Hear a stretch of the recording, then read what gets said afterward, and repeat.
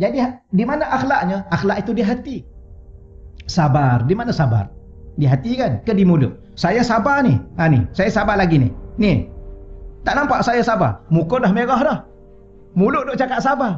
Tak payahlah. Tak payah. Allahumma salli ala sallam. Macam cawan yang pecah lah kan. Cucu tersepak cawan. Ke atuk dia yang sepak cawan. Pam, pecah. Ya nenek dia kata, okeylah alhamdulillah dah sampai masa dia. Dia pecah. Oh sorry, minta maaf. Tak perlu minta maaf, dah sampai masa dia. Manusia pun mati, apakah? Cawan. Kan? Ni buta ke? Nasib baik saya sabar. Kalau tidak saya tambah lagi pekak. Memang orang macam tu. Kadang-kadang saya sama kita marah dulu. Kita kata ya Allah, nasib baik aku sabar. Sabar apa?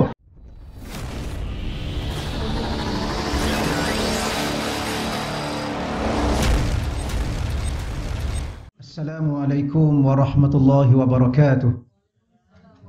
Alhamdulillahi rabbil alamin. Wal 'aqibatu lil muttaqin wa la 'udwana illa 'alal zalimin. Asyhadu an la ilaha illallah wahdahu la syarika lah wa asyhadu anna sayyidana Muhammadan 'abduhu wa rasuluh. Allahumma salli wa sallim wa barik 'ala sayyidina Muhammad wa 'ala alihi wa ashabihi wa man tabi'ahum bi ihsanin ila yaumiddin. Allahumma syrah lana sudurana wa hassin akhlaqana wa adabana wa yassir lana umurana fid dunya wal akhirah. Allahumma arzuqna al-fahma wal ilma wal hikmata wal aqla bi rahmatika ya arhamar rahimin. Walhamdulillahi rabbil alamin. Amma ba'd. Yang dimuliakan dan dihormati Puan Hajah Salwa dan seluruh urus setia Raudatul Muslimah ya Masjid Al-Falah, yang saya hormati dan saya muliakan seluruh para ahli ilmu, tuan-tuan dan puan-puan yang dirahmati Allah Subhanahu wa taala sekalian. Alhamdulillah, sekali lagi kita sama-sama bersyukur kepada Allah Subhanahu wa taala. Ya, kerana syukur ini sebenarnya dituntut kepada kita setiap kali kita merasai dan menerima nikmat Allah. Tetapi di saat kita teliti, tak pernah satu saat pun kita terlepas daripada nikmat Allah.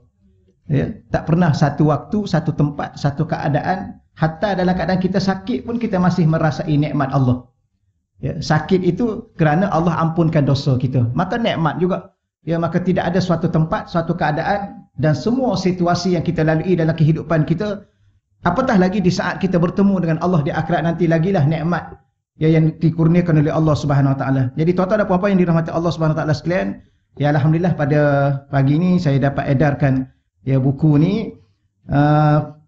Penterjemahnya ialah Ustaz Tengku Ahmad Saufi daripada Terengganu. Jadi beliau sekarang ni sedang mengusahakan satu tempat, sebagaimana saya pun tak tahu dalam kotak tu ada flyers ni. Ada flyers ni. Cuma buku ni dia kata dalam RM20 lah kesemuanya untuk digunakan ke pusat tahfiz beliau ni. Dia bukan sekadar tahfiz, dia pusat tarbiyah. Sedikitlah begitulah. Ya, nama tarbiyahnya Zawiyah Yusufiyah. Li tarbiyah wa ta'lim. Yusufiyah ni merujuk pada guru kami iaitu Syekh Yusuf ya Muhyiddin Al-Bakhrah Hasan hafizahullah taala. Baik, insya-Allah pada pagi yang mulia ini kita teruskan ya, walaupun kita dah baca dua hadis ya. Jadi saya nak mula kembali secara ringkas untuk kita sama-sama mengambil barakah ya dengan buku yang kita sudah miliki daripada awal muka surat 20 itu. Al-Hadisul Awal. Saya baca lagi sekali sepintah lalu insya-Allah. Al-Hadisul Awal, kita dah belajar hadis yang pertama yang merujuk kepada 40 hadis cinta pada kecintaan Allah. Cinta pada perkara-perkara yang dicintai oleh Allah. Dan seterusnya dengan sebab musabab itu Allah mencintai kita. Baik, hadis yang pertama muka surat 20 tu ya. An Abi Hurairah, daripada Sayyidina Abi Hurairah, anna Rasulullah sallallahu alaihi wasallam, bahawa Rasulullah sallallahu alaihi wasallam qala, telah bersabda, innallaha, sesungguhnya Allah, yuhibbu, pada waktu sekarang ini, kalau kita belajar bahasa Arab fi'il mudhari', pada waktu sekarang dan pada masa akan datang nanti akan mencintai samahal bai', orang yang memberi kemudahan ketika menjual. Dan Allah juga sekarang ini dan pada masa akan datang nanti akan mencintai samahal syira', orang yang memudahkan bila di saat atau tak kala membeli. Samahal qada', dan begitulah juga Allah Ta'ala sekarang dan pada masa akan datang nanti berterusan mencintai orang-orang yang memberi kemudahan dalam memutuskan sesuatu perkara. Ini kita dah belajar insya-Allah ya. Baik, muka surat 22. Kita mengambil barakah lagi sekali daripada hadis Sayyidina Rasulullah sallallahu alaihi wasallam, al-hadisus sani, hadis yang kedua. an Aisyah, daripada Sayyidah Aisyah radhiyallahu anha, zaujin Nabi, beliau adalah isteri Nabi sallallahu alaihi wa alihi wasallam, anna Rasul. Di situ saya dah betulkan ya. Kalau kita ada masukkan alif dengan lam, mungkin di situ ada typo sikitlah. Kalau dah ada alif dengan lam, tidak perlu lagi ada kalimah Allah. Anna Rasul sallallahu alaihi wasallam. Kalau nak ada kalimah Allah, dibuang alif dengan lam. Anna Rasulullah sallallahu alaihi wasallam. Itu kaedah bahasa Arab. Kerana alif dengan lam itu sudah merujuk kepada ma'rifah. Sebab tu kalau kita baca dalam Al-Quran, kalau ada perkataan Ar-Rasul dan ada perkataan An-Nabi, ada alif dengan lam, jangan tanya lagi Nabi dan Rasul itu siapa, walaupun tidak disebut namanya. Itu adalah Rasulullah, ya, Nabi Muhammad sallallahu alaihi wasallam. Seulang lagi sekali ya, kalau kita baca Quran ataupun baca dalam bahasa Arab, Ar-Rasul di situ diletakkan alif dengan lam. Bukan Rasul sahaja. Kalau Ar-Rasul ataupun An-Nabi, maka ia merujuk pada Nabi Muhammad sallallahu alaihi wasallam. Sebab Allah Taala ni bila mana dia nak cerita nabi-nabi lain, dia akan sebut nama terus. Contoh ya Musa, ya Nuh, ya Adam. Tapi kalau Nabi Muhammad, ya ayuhan nabi. Itu salah satu daripada kemuliaan yang Allah nak tunjukkan betapa Nabi Muhammad sallallahu alaihi wasallam ini adalah ketua nabi, ketua rasul. Di saat Allah sebut nabi, Allah mesti sebut pangkat kedudukannya. Tapi di saat Allah sebut nabi-nabi lain, Allah hanya sebut nama. Ya Adam dan sebagainya. Baik. Jadi anna Rasul ataupun anna Rasulullah sallallahu alaihi wa alihi wasallam qala, telah berkata, ya Aisyah, wahai Sayyidah Aisyah, innallaha, ya sesungguhnya Allah, rafiqun, Allah itu adalah Tuhan yang maha lembut. Ya, lembut ya, pada budi bicaranya, pada perkataannya, pada tindak tanduknya. Yuhibbur rifqa, dan Allah mencintai sikap berlemah lembut. Ya, Allah suka sangat mencintai, menyayangi, mengasihi. Bila sekarang ini, kalau tuan-tuan dan puan-puan berada dalam situasi sifatnya, jiwanya, hatinya, tindak tanduknya, orang yang berlemah lembut. Ya. Kadang-kadang kita boleh berkeras pun.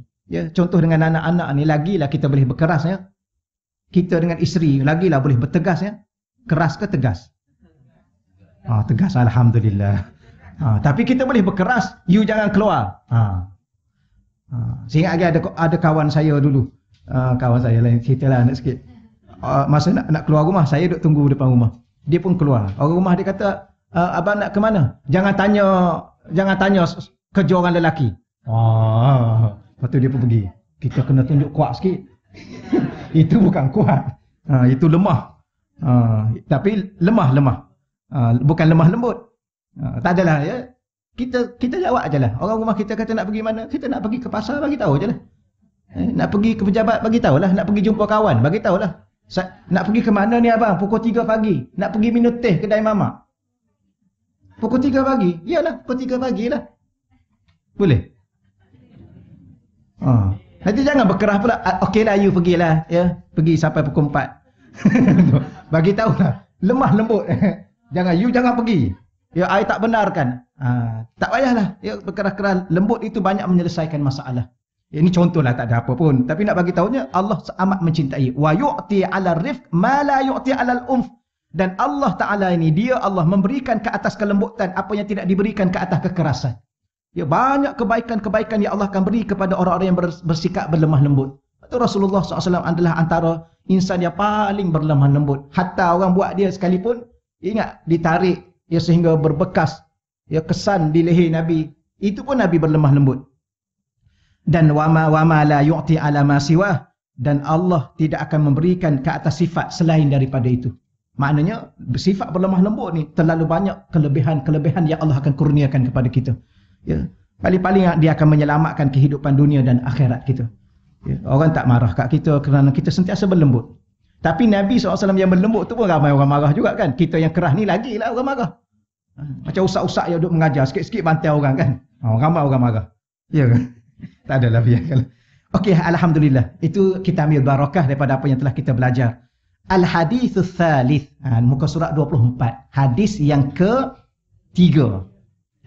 Salasah, tiga. Thalith, ada huruf alif kat depan tu, yang ketiga. Kalau dua-dua ada alif lam. Al-hadith, al-thalith. Dua-dua ada alif lam. Al-hadith ada alif lam. Al-thalith ada alif lam. Maka mesti terjemah tengah-tengah tu, yang. Ada yang. Hadis yang ketiga. Okey lah. Sikit-sikit bolehlah belajar bahasa Arab. Kalau bila mana dah masuk syurga nanti mudah lancar nak bercakap Arab. Betul. Kan? Okey, baik ya. Baik, an Sahal bin Sa'ad, ya, daripada Sayyidina Sahal bin Sa'ad radhiyallahu anhu, qala, telah berkata, qala Rasulullah, telah bersabda Rasulullah sallallahu alaihi wasallam, innallaha karimun yuhibbul karam. Kita terus terjemah, inna, sesungguhnya. Inna ni kalau nak catat, buat catatan, ya, kadang-kadang kita ni, kalau saya nak hurai, saya yakin kadang-kadang ada benda-benda yang tak perlu hurai pun, tuan-tuan dan puan-puan dah faham dah. Banyak dah kita belajar. Cuma mungkin sedikit saya masa untuk menghuraikan beberapa perkataan yang kalau jumpa perkataan ni dalam ayat-ayat lain, dalam hadis-hadis lain, lagilah bertambah-tambah faham insya-Allah. Jadi inna ni ialah dinamakan, nama dia, ada nama dia. Kalau kita belajar tajwid, hukum dia ada hukum dia, wajib al-gunnah. Itu tajwid. Kalau kita belajar bahasa Arab, namanya untuk diterjemah adatut taukid.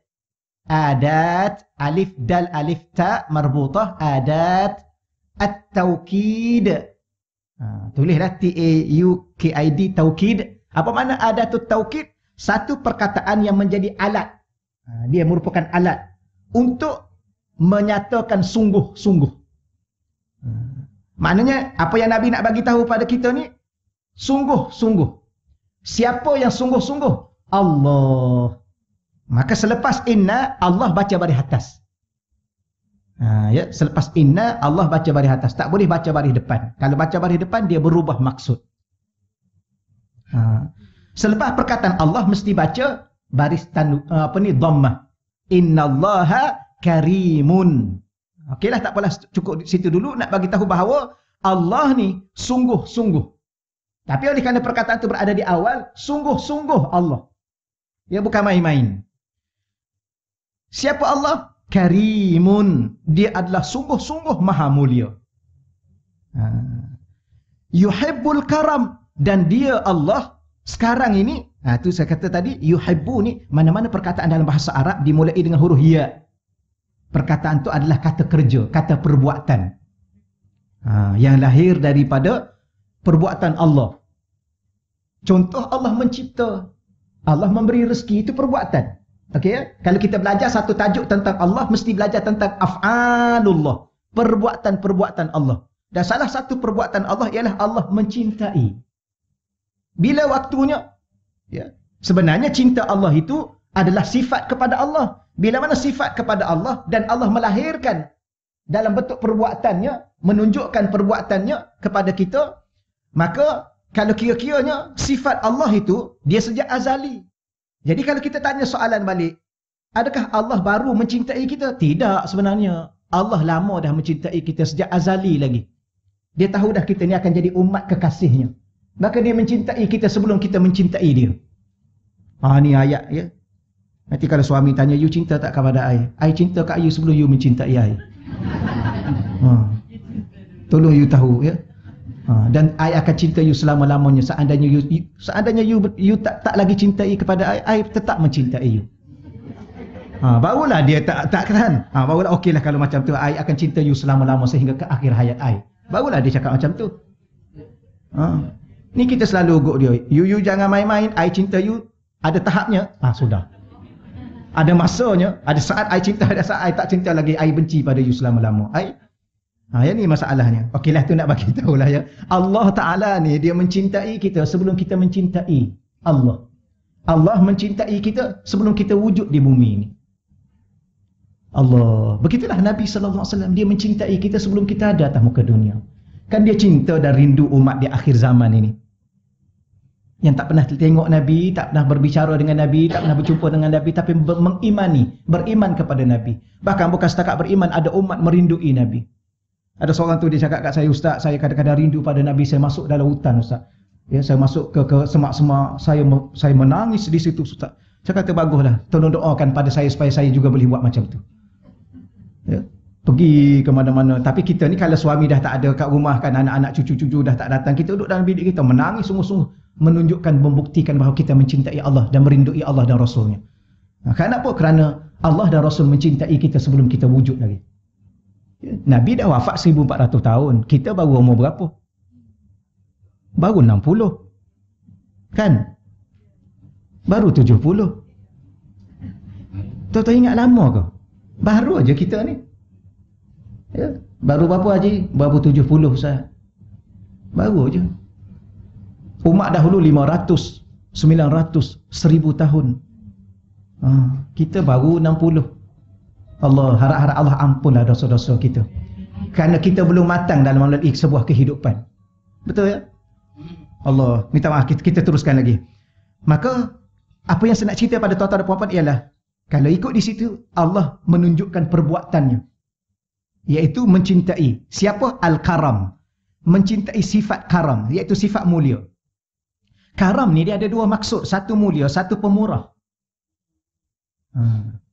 Orang yang pemurah ataupun orang yang mulia. Dan biasanya orang ni kalau dia mulia, salah satu sifat mulia yang ada pada dirinya ialah murah. Ada kemurahan. Baik. Kemudian wa ma'aliyal akhlaq. Allah juga mencintai ketinggian akhlak. Ma'ali itu ketinggian. Akhlak yang tinggi. Pun boleh juga kita terjemah akhlak yang mulia kan. Akhlak yang terpuji. Wa yubghidu, dan Allah ni dia membenci safsafaha, iaitu membenci akhlak-akhlak yang buruk. Ya, Allah sangat membenci akhlak yang buruk. Akhlak ni sebagaimana saya pernah sebut pada tuan-tuan dan puan-puan, sebagaimana yang disebut oleh Al-Imam Al-Ghazali rahimahullahu taala. Akhlak ni ialah ibaratun hayati, suatu ibarat untuk menunjukkan keadaan dalaman manusia. Bukan dia bercakap lembut, dia berakhlak. Sebenarnya tak, bercakap lembut tu sebab jiwa dia ada akhlak. Yang bercakap kasar, jiwa dia tak ada akhlak. Yang suka tengking-tengking orang, yang suka menghina orang, sebenarnya bukan mulut dia sebenarnya, hati dia. Jadi di mana akhlaknya? Akhlak itu di hati. Sabar, di mana sabar? Di hati kan? Ke di mulut? Saya sabar ni. Ni, saya sabar lagi ni. Ni. Tak nampak saya sabar? Muka dah merah dah. Mulut duk cakap sabar. Tak payahlah. Tak payahlah, kata. Tak payahlah tuan-tuan. Tuan cakap ajalah kalau tuan nak marah. Kan? Ya betul. Ada syekh saya, dia cerita apa? Dia buat tesis PhD sifat sabar. Ya, PhD dia tajuk sabar. Besok nak bentang. Malam tu anak dia tuang air, habis basah, koyak-koyak. Dia ambil anak dia rotan. Dia kata nasib baik ayah sabar. Kalau tidak ayah rotan 2 biji. Dia dah rotan dah sebiji. Itu bukan sabar, bukan. Dia sabar ni dia tahan. Sabar je lah dah. Lagipun kalau kita marah anak tu pun, dia tak jadi itu pula. Pandai-pandai dah cakap apa-apa pun.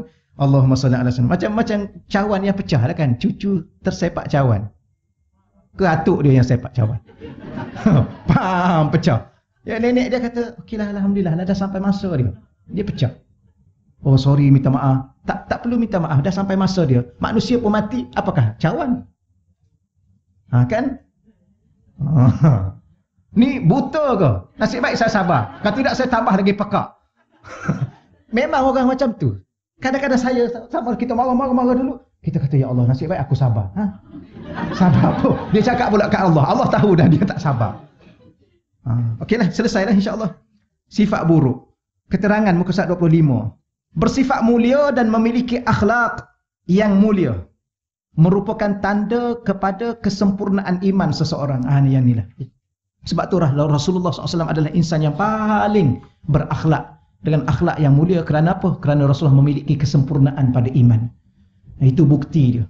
Maknanya kalau seorang tu bercakap kasar, tindak tanduknya keras, dia tidak menghormati orang, suka menghina orang, iman dia tak sempurna.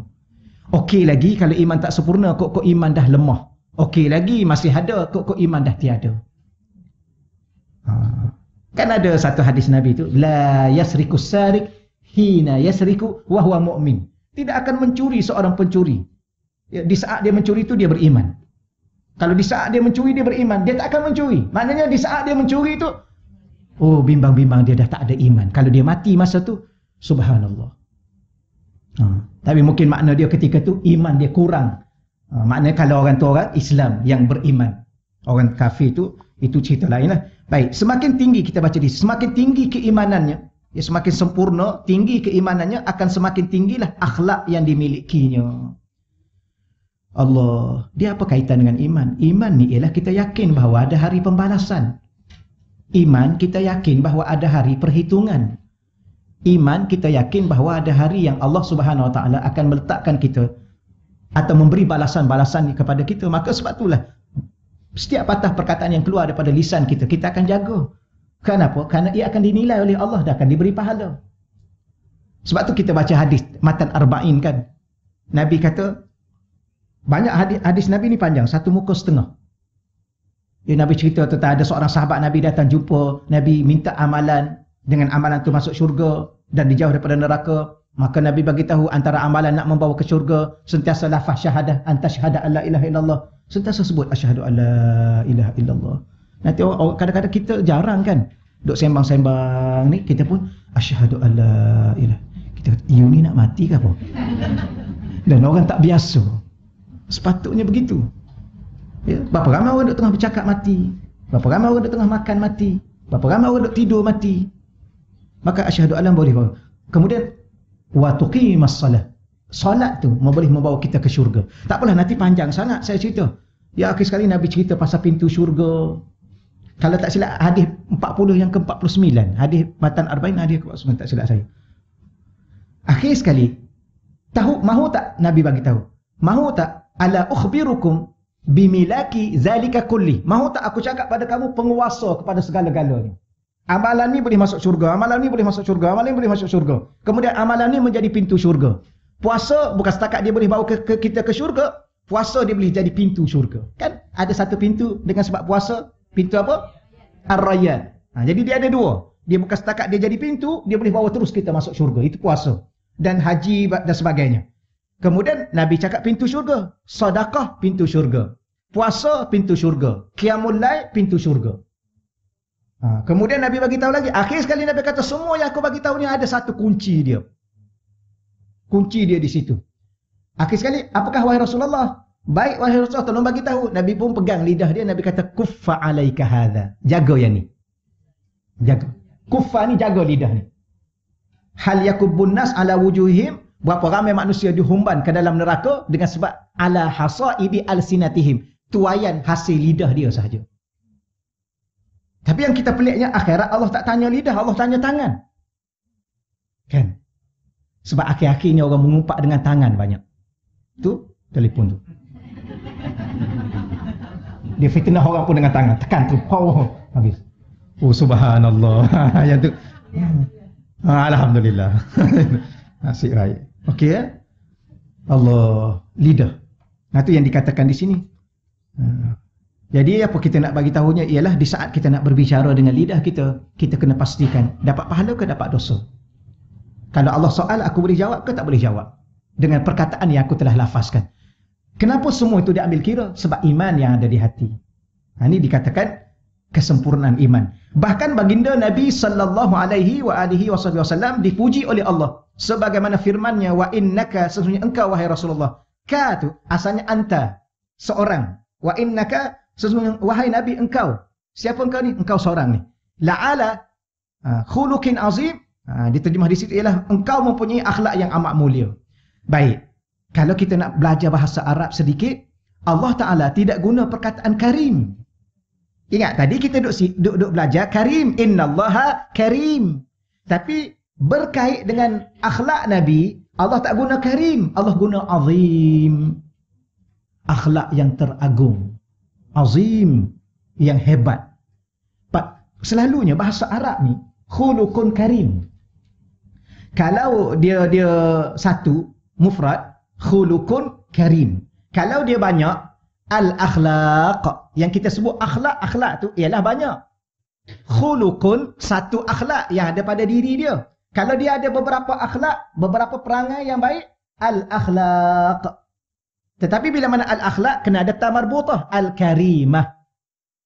Itu bahasa Arab, al-akhlaq al-karimah. Kalau satu je akhlak dia, kita nampak sabarnya dia, kita kata khuluqun karim. Tapi itulah bahasa Arab. Tiba-tiba saat kita baca Al-Quran dalam surah Al-Qalam ayat 4 ini, Allah Ta'ala tidak mengatakan wa innaka la'ala khuluqin karim. Allah kata wa innaka ala khuluqin azim. Azim tu nama Allah. Wa huwal aliyul azim. Akhlak yang tak mampu untuk digambarkan betapa besarnya. Tapi kita tak bolehlah terjemah akhlak tu besar. Akhlak yang teragung, terhebat, termulia. Ni insya-Allah ya. Itu bahasa Quran. Puan-puan ambil dah masa ya, belajar sikit sebanyak supaya semakin hari kita bertambah dari segi berinteraksi dengan bahasa Al-Quran. Bagaimana Allah berinteraksi dengan kita? Allah ni Tuhan yang maha bijak. Tuhan yang maha bijak ni. Kalau orang bijak pun dia akan guna perkataan yang sesuai. Betul ya? Dia tengok kita sedih, ya, apa bahasa yang sesuai untuk di saat kita sedih? Dia tengok kita gembira, apa bahasa yang sesuai di saat kita gembira? Ya, dia tengok kita itu, kita ini di saat kita, dia akan guna. Begitulah Allah Subhanahu wa taala. Okey, baiklah. Kemudian oleh demikian di antara fokus dakwah baginda Nabi sallallahu alaihi wa alihi wasallam ialah meluruskan akhlak umatnya yang tercinta. Ya, jadi salah satu pada agenda utama Nabi hadir ya untuk dalam kehidupan kita sebagaimana yang kita dah hafal itulah innama bu'istu liutammima makarimal akhlak. Bahkan ada mengatakan bahawa Islam ini adalah akhlak. Orang yang tak ada akhlak tak ada agama. Ada seorang sahabat Nabi datang jumpa Nabi. Ya Rasulullah, madin. Wahai Rasulullah, apakah agama? Islam ni agama. Apa makna agama? Nabi cakap apa? Husnul khuluq. Agama itu adalah keindahan. Husn, hasan, kecantikan, keindahan akhlak. Maka orang yang tak ada akhlak tak ada agama. Atau dengan kata lain, tak ada apa ciri-ciri beragama. Cakap aja nyakitkan hati orang. Buat satu benda menyusahkan orang. Post satu benda fitnah orang. Betul ya? Padahal banyak benda yang boleh kita dapatkan. Sekarang kan kita hanya dapat bahan aja. Nak dapat pahala mudah. Orang hantar kita bahan. Hari pagi-pagi Jumaat, apa bahan yang kita dapat? Ya, malam Jumaat apa bahan yang kita dapat? Jangan lupa baca surah Kahfi. Ni dia duk sibuk. Abang, balik awal malam Jumaat. Tak ada kerja lain ni. Ya. Dalam grup-grup ustaz. Malam Jumaat jangan lupa balik awal. Nak buat apa balik awal? Baik iktikaf kat masjid. Tak adalah tuan-tuan, macam-macam bahan yang ada hari ni. Memfitnah orang pun ada, mengeji orang pun ada, mengata orang pun ada. Benda-benda yang macam-macam. Tapi kita, alhamdulillah kita dapatkan yang baik, kita postkan yang baik. Maka itulah akhlak kita, akhlak yang mulia. Okey, alhamdulillah selesai. Yang ke-26. Baca macam ni cepat khatam ni. Tapi ialah, apakah yang Allah cinta? Kemuliaan akhlak. Ya, ketinggian akhlak. Dan apa yang Allah tak suka, di sini bukan Allah kata tak suka, Allah kata yubghid, Allah murka. Lawan dia. Maknanya orang yang akhlak buruk ni sedang dimurkai oleh Allah. Apa natijah murka? Neraka. Kan kita belajar, kita doa, Allahumma inna nas'aluka ridhaka wal jannah wa na'udzubika min sakhatika wan nar. Mudah Nabi ajar kita. Redha gabung dengan syurga. Murka gabung dengan neraka. Maknanya kalau sekarang, sebab tu tuan-tuan dan puan-puan, sekarang ni kalau kita tanya soalan, Allah redha tak dengan kita ataupun Allah murka? Kalau Allah redha, kita sedang menunggu masa untuk ke syurga. Tapi kalau Allah murka, orang itu tunggu masa untuk ke neraka. Mana saya tahu Ustaz, saya ni baik, sebab saya nak cerita sikit, selingan sikit. Kita minta dengan Allah, sebab tu kadang-kadang interaksi bahasa tu. Betul tak betul saya guna, tak tahulah. Saya nak maksudkan ialah bagaimana Nabi ajar kita doa dengan menggunakan perkataan Allahumma inna nas'aluka. Perkataan nas'aluka tu kata kerja sekarang dan akan datang. Betul lah Nabi ajar kita. Ya Allah, sekarang ni ya Allah, dan masa akan datang nanti pun ya Allah, aku minta kepadamu redha dan syurga. Baik, Allah Ta'ala jawab kepada kita dalam surah Al-Ma'idah, tak silap saya, surah Al-Ma'idah ayat 3 ke? Wa raditu lakumul islama dina. Allah, kita minta sekarang kepada Allah, dan akan datang pun kita minta kepada Allah supaya Allah redha. Allah jawab di saat kita minta redha, raditu. Apa makna raditu? Aku dah redha. Aku dah redha pun. Engkau baru nak minta, aku dah redha dah. Allah tengok Allah Ta'ala, subhanallah. Kita duduk tengah minta, duduk doa. Allah dah redha dah pun. Macam mana kita tahu Allah redha? Wa raditu, aku sudah redha lakum, untuk kamu, Islam itu sebagai cara hidup kamu. Maknanya sekarang ni kalau kita hidup dengan cara hidup Islam, berpakaian dengan cara Islam, makan minum dengan cara Islam, bergaul dengan cara Islam, berekonomi dengan cara Islam, apa saja berhibur dengan cara Islam, raditu, aku dah redha. Tapi kalau sekarang pakaian dengan tidak pakaian Islam, makan minum tak kisah, halal haram, dosa pahala, bermuamalah, semua sekali tak kisah. Ya, Islam kata A, Islam kata B ke, dia peduli apa dengan Islam? Islam kata haram dosa, dia peduli apa dengan Islam? Ya. Maka yang ni Allah tak redha lah, minta lah berapa kali pun, minta lah bulan Ramadan pun. Ya. Sebab dia ada satu pertimbangan untuk Allah redha. Pertimbangan terhadap hidup kita. Ya. Hidup dengan apa? Hidup dengan Islam. Cuma masalah sekarang ni, kita tanya balik, berapa peratus kita sedang hidup dengan Islam? Berapa peratus? Tambah-tambah kalau kita tanya sistem kehidupan yang ada ni, oh lagi dah tuan-tuan.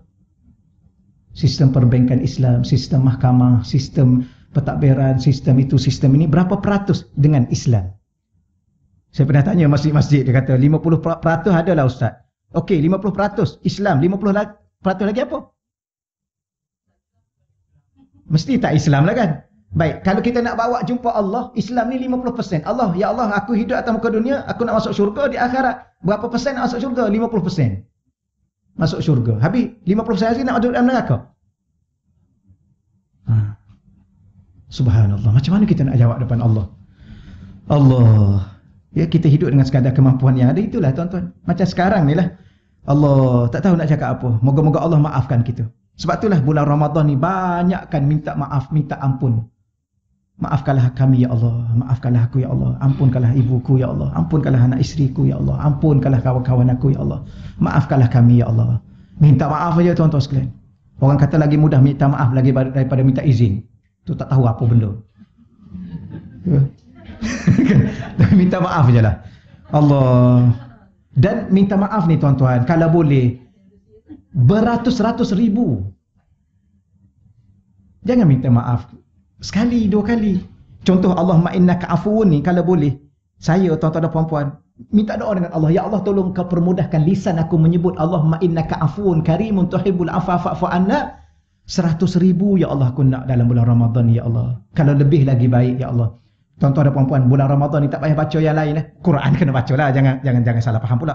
Quran baca macam biasa. Selebihnya, Allahumma innaka afuun karimun tuhibbul afwa fa'fu anna. Allahumma innaka afuun karimun tuhibbul afwa fa'fu anna. Allahumma innaka afuun. Bacalah sampai satu saat kita yakin Allah ampun. Tapi Allah akan ampun. Allah tak akan mungkin tak ampun. Namanya At-Tawwab, namanya Al-Ghaffar, namanya Al-Ghafir, namanya Al-Ghafur, namanya Al-Afu. Berkait dengan pengampunan dosa-dosa ni, berapa nama Allah. Bahkan nama Allah itu dibawa dalam bentuk Al-Mubalaghah.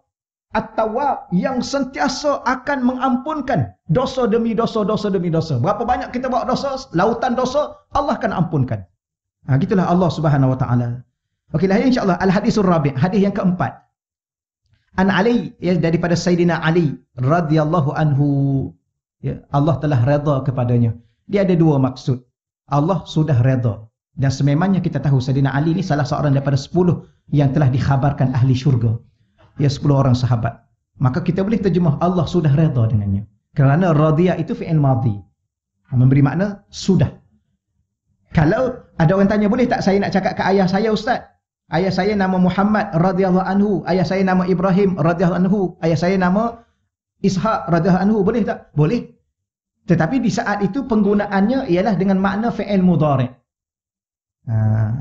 Fi'il madhi boleh ditukar kepada makna fi'il mudhari' sekarang dan akan datang iza tadammana doa, apabila dia terkandung makna doa. Jadi kita kena letak semoga. Ya. Allah, saya ingat pada mak saya radhiyallahu anha, semoga Allah redha. Itu maksud dia, boleh. Ya, bukan kata sahabat Nabi saja, tapi sahabat Nabi itu bila mana kita kata radhiya, tu memanglah Allah sudah redha. Tambah-tambah Sayyidina Ali ya radhiyallahu anhu, kerana Allah dah bagi tahu melalui lisan kekasihnya bahawa dia adalah ahli syurga. Allahu Rabbi, ia mati syahid. Qala, telah berkata, qala Rasulullah, telah bersabda Rasulullah sallallahu alaihi wa alihi wasallam, ya ahlal Quran, wahai ahli Al-Quran, utiru, lakukanlah witir. Fa inna Allaha, sesungguhnya Allah itu witrun, tunggal. Yuhibbul witra, dan Allah mencintai perkara-perkara yang tunggal. Ini dah banyak kali kita dengar hadis ni ya. Allah itu tunggal. Esa, satu lagi tunggal. Itu dalam bab berkait dengan tauhid, yang mentauhidkan Allah. Baik, cuma di sini Nabi menyeru ya ahlal Quran, wahai ahli Al-Quran. Apa makna ahli Al-Quran? Kalau dari sudut baca, kata Al-Imam Al-Ghazali, siapa yang baca satu juzuk satu hari, sebulan khatam, sebulan khatam, sebulan khatam, maknanya 12 bulan 12 kali di khatam setahun. Yang ni layak untuk disebut ahli Al-Quran. Ada makna yang kedua, ahli itu ialah orang yang mahir. Ya, mahir, selok-belok Al-Quran. Pertama di sudut bacaan, yang kedua dari sudut makna, terjemahan, penafsiran, hukum hakam. Gitulah. Itu dikatakan ahli, pakar. Dan kita kata dia ni ahli dalam bidang ni, pakar dalam berkait dengan Quran. Jadi ada dua lah. Satu maknanya ialah orang yang baca Quran satu juzuk satu hari, maka dia boleh disebut ahlul Quran. Kan ada hadis Nabi kata ahlul Quran ahlullah. Ahli Al-Quran adalah ahli Allah.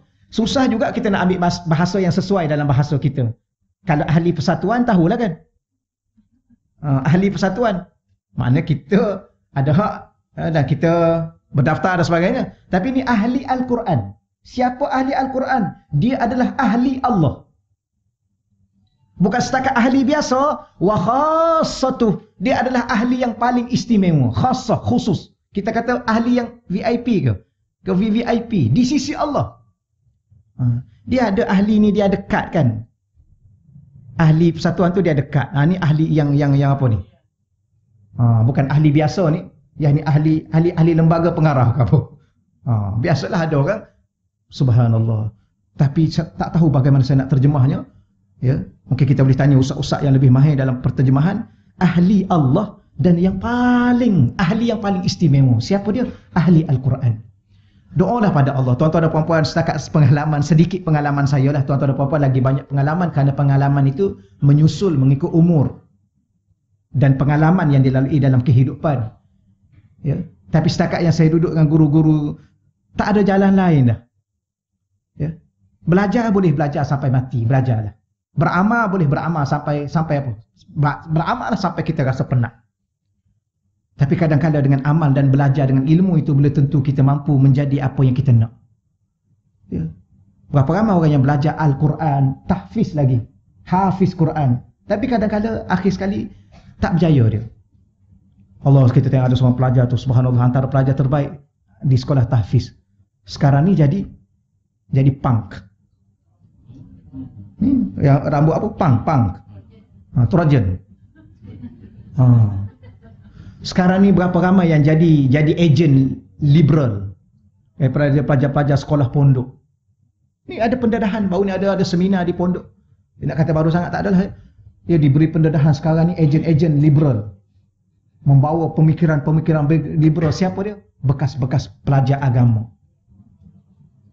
Wallahu a'lam. Sebab tu kadang-kadang kita takut. Benda yang paling ditakuti oleh ulama-ulama ialah su'ul khatimah. Sebab tu kadang-kadang di waktu makan pun Nabi berdoa, Allah makhtim lana bi husnil khatimah wa la takhtim lana bi su'il khatimah. Ya, dia tanya, ya kenapa waktu makan pun baca juga? Ya kerana berapa ramai orang yang di saat dia makan itu dia meninggal, atau lepas dia makan tu dia meninggal. Bagaimana dia meninggal selepas makan itu? Tambah-tambah yang kita takut, selepas makan rasuah meninggal. La haula wala quwwata illa billah. Okey, setakat tu dahulu. Utiru, maka lakukanlah witir. Witir ni kita solat witir, kita lakukan benda-benda yang ganjil. Kan? Ni hadis yang keempat. Tak boleh berhenti ni, kena berhenti hadis yang kelima. Okey kan? Kalau makan sepinggan okey. Kalau dua kena tambah satu lagi jadi 3. Kuih 2 biji. Kata boleh, tambah 1 lagi. Tapi kuih dah tak ada dah. Dah habis dah. Makan kuih lain. Jadi 3 juga. Kerana apa? Niat kerana Allah. Ya, kerana Allah. Tu salah satu maksudnya lah. Salah satu maksud. Ya. Kalau tak ada masalah juga. Tapi Allah mencintai benda-benda yang ganjil. Supaya apa? Sebenarnya ada hikmah di sebaliknya. Supaya kita sentiasa menjaga tauhid kita. Ya. Jangan sampai Allah tu ada 2, Allah tu ada 3, Allah tu ada 5, Allah tu ada 30. Ada orang ada 3,000 Tuhan. Subhanallah. Wal-iyazubillah. Supaya kita menjaga hubungan kita dengan Allah. Itu sebenarnya. Akhir sekali solat witir akhir dengan 1 kan. Kenapa? Untuk merasai keesaan Allah. Sujud kepada Tuhan yang Maha Esa. Allah. Mana perkataan cinta? Yuhibbul witra. Itu cinta. Jadi hadis yang kita sedang baca ni, tuan-tuan dan puan-puan akan sentiasa bertemu dengan perkataan cinta. Itulah 40 hadis tentang kecintaan. Cinta. Dah faham makna cinta ya?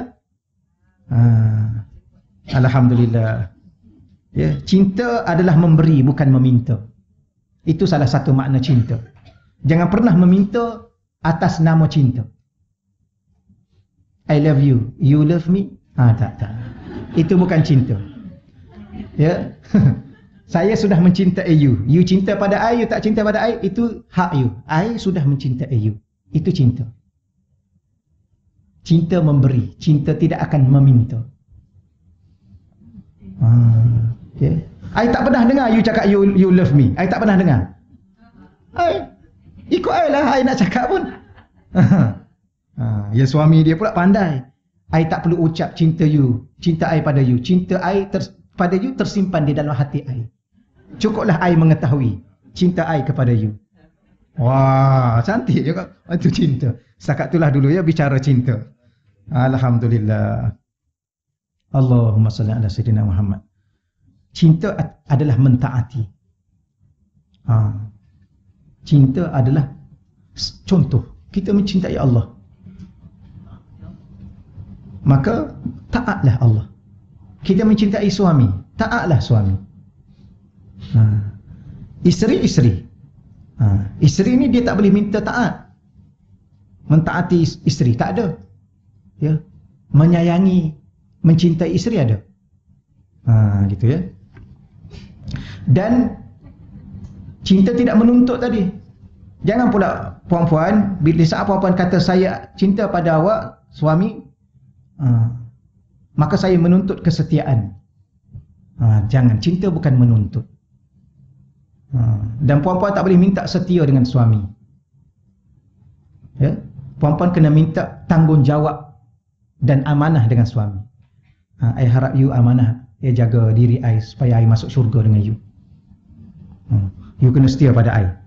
Setia. Tak, setia hanya pada Allah. Okey ya?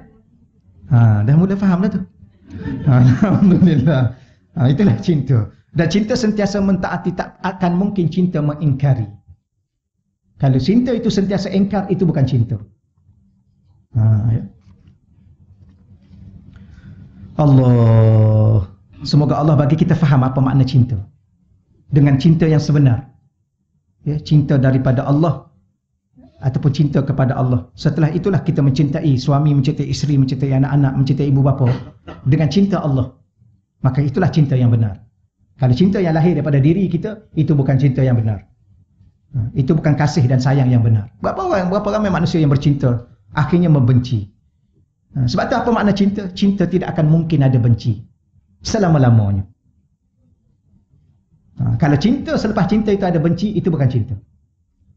Apa dulu? Entahlah, tanya dia balik. Ya, kita pun tak tahu.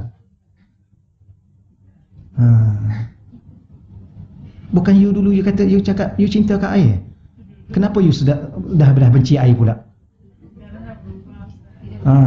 Cinta tak akan pernah berubah. Cinta adalah cinta. Cinta akan sentiasa ada. Walaupun orang yang dicintai sudah tiada. Okey ya? Okey, cukup dulu insya-Allah. Nanti kita tenggelam dalam lautan cinta. bimbang-bimbang kita kelemasan. Ya, tercungak-cungak dalam kerinduan. Okey, baik. Okey, setakat tu dahulu. Allah, kita baca muka surat 27 tu. Muka surat 27, nanti tak sempat nombor ganjil pula ni. Hadis ini memberi galakan kepada setiap orang yang beriman secara umumnya. Memberi galakan kepada orang beriman secara umum dan kepada penghafaz Al-Quran khususnya. Orang yang ingin hafal Quran begitu sekali bersemangat. Hafal tuan-tuan sekalian, jangan berhenti. Ingat tak ingat itu serah pada Allah. Sebab apa? Nak layak jadi ahli Al-Quran. Saya ustaz hafal ayat 1 ingat. Kemudian hafal ayat 2, ayat 1 tak ingat. Hafal. Ya Allah, aku pernah hafal ayat 1 ya Allah. Cuma aku lupa kerana aku memangnya pelupa ya Allah. Aku manusia ya Allah. Maafkan aku ya Allah. Tapi aku pernah hafal ya Allah. Ya Allah, tolong letakkan senarai namaku dalam ahli Al-Quran. Bukan sebenarnya aku nak sangat jadi ahli Quran, tapi aku nak jadi ahlillah. Aku nak denganmu ya Allah. Cakap tuan-tuan apa sahaja kita pada Allah, cakap saja. Kita kan kalau kita sedang bercinta kan seronok bercakap kan. Ya. Kadang-kadang tanya berapa kali, you dah makan? Tadi dah tanya tadi dah makan. Berapa kali nak tanya you dah makan? Kenapa tak tanya you dah mandi? Tapi dengan orang yang kita cintai ni, subhanallah. Ingat dulu telefon bergayut kan? Allah Rabbi, mak bagi duit 50 sen, 20 sen pergi sekolah, simpan. Tak beli. Kenapa? Kerana duit tu bernilai untuk menghubungi orang yang dicintai. Bukan nilai 20 sen tapi nilai cinta itu. Orang pergilah cari telefon kat tepi jalan kan? Ingat lagi tak? Tuan Haji pernah ke? Pernah? Office, alhamdulillah. Nasib baik ada telefon office. Allahu Rabbi. Telefon office, pakai je lah. Janji cinta itu dapat disampaikan. Tapi kena bayar. Allah bergayut seronoknya. Tak nak letak ganggang telefon tu. Tak nak letak. Kalau letak pun tengok, bilalah aku akan pegang lagi. Itulah cinta. Okeylah, setakat itulah insya-Allah ya. Bukan kerana nak jadi sangat ahli. Contoh macam nak masuk syurga lah. Bukan kerana nak masuk syurga sangat pun. Tapi kerana dapat bertemu Allah di syurga. Oh subhanallah. Ya. Sebenarnya bila mana kita bercinta, kita tak penting tempat. Yang penting dengan siapa kita bersama. Dengan orang yang dicintai. Betul ya? Gitulah. Maka hadis ni memberi galakan yang semangat kepada saya dengan tuan-tuan untuk terus hafal Quran. Ingat tak ingat serah pada Allah. Ya. Hafal satu ayat satu hari, 30 hari, 30 ayat. Setahun 365 hari, 5 ayat. Okeylah. Ya. 365 ayat dah berapa dah? Dah berapa juzuk dah kan? Tak ingat. Biarkanlah. Memang kita ni manusia yang pelupa. Diri kita pun kita lupa. Ayat Quran lagi lah. Betul ya? Baik, okey. Kemudian Allahumma salli ala sayyidina wa maulana Muhammad. Agar melakukan witir yang merupakan suatu ibadah yang tidak pernah baginda Nabi sallallahu alaihi wasallam tinggalkan. Sebab tu witir bukan bulan Ramadan saja tuan-tuan dan puan-puan ya. Witir sepanjang kehidupan kita, sepanjang hari, sepanjang malam. Allah jangan pernah tinggalkan. Moga-moga Allah bagi rezeki pada kita. Kadang-kadang kita tinggal. Ramadan ni semangatlah sikit ya. Sebab Bilal kata apa? Tiru. Bangun witir. Tu pun ada orang balik kat rumah tak solat witir, dia kata dia nak solat kat rumah. Okeylah, tak ada masalah, janji solat. Ia memiliki nilai yang istimewa di sisi syarak sehingga terdapat banyak hadis yang dia meriwayatkan menyentuh tentang wasiat Nabi sallallahu alaihi wasallam kepada ramai sahabat untuk tidak meninggalkan witir. Ada dua solat yang Nabi kata jangan tinggal, witir dengan duha. Kan? Jangan pernah tinggal. Witir dengan duha. Kenapa kita sakit pinggang, sakit lutut, sakit sendi itu? Sebab dulu kita tinggal witir dan kita tinggal duha. Itu salah satu punca. Kerana setiap diri kita ni ada 360 sendi. Setiap sendi itu ada malaikat yang jaga. Dan kena bayar dengan 2 rakaat duha. Tapi dah saya samalah, saya pun ni dah mula sakit lah ni, tanda tak buat duha lah ni. Betul. Ya, ada seorang ulama yang pengarang kitab Fathul Qarib, tak silap saya. Matan Allahumma salli ala Muhammad atau matan fiqh tu. Dia ni umur berapa dah? Dekat 100 lebih dah. Ataupun 100 lebih, kerana Allah lupa dah. Dia jadi siap di masjid. Maka anak murid dia tanya, "Tuan guru, Syekh, aku nampak kamu subhanallah cergas begitu begini cergas. Apa rahsia dia?" Umur 100 lebih jadi siap. Dia simpan itu, simpan ini, kemas itu, kemas ini. Alhamdulillah, nampak macam orang muda. Apa rahsia dia? Rahsia pertama ialah solat duha. Rahsia kedua, jangan buat maksiat, kerana setiap maksiat akan merosakkan sendi-sendi tubuh badan kita. Setiap dosa akan menyakitkan tubuh badan kita. Kenapa Allah sakitkan?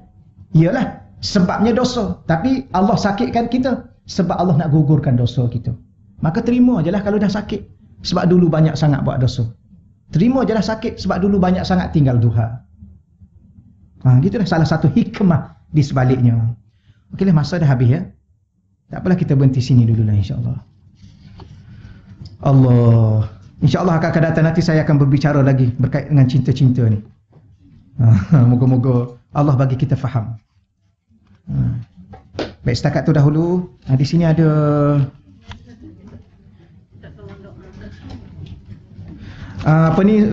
soalan-soalan ni tolong tanya ustaz-ustaz lain lah ya. Saya nak doa. Saya tak boleh jawab. Allah. Saya ni sebenarnya kelulusan saya antaranya perbandingan mazhab dan hukum. Tapi saya tak nak jawab soalan-soalan fiqh ni. Saya takut. Jadi saya doa teruslah. Boleh ya? Sakit di hospital. Tolong boleh minta maaf ya, tolong tanya ustaz-ustaz yang mahir. Ustaz yang mahir-mahir dalam bidang fiqh ni. Allahumma salli ala sayyidina Muhammad. Doa untuk Kamaluddin bin Abu Bakar. Betul ya? Muhammad Ihsan sama sekali. Baik, insya-Allah kita doa untuk dua orang jemaah kita, Muhammad Ihsan dan Kamaluddin di hospital. Mohon doa. Al-Fatihah. Auzubillahi minasyaitonirrajim. Bismillahirrahmanirrahim.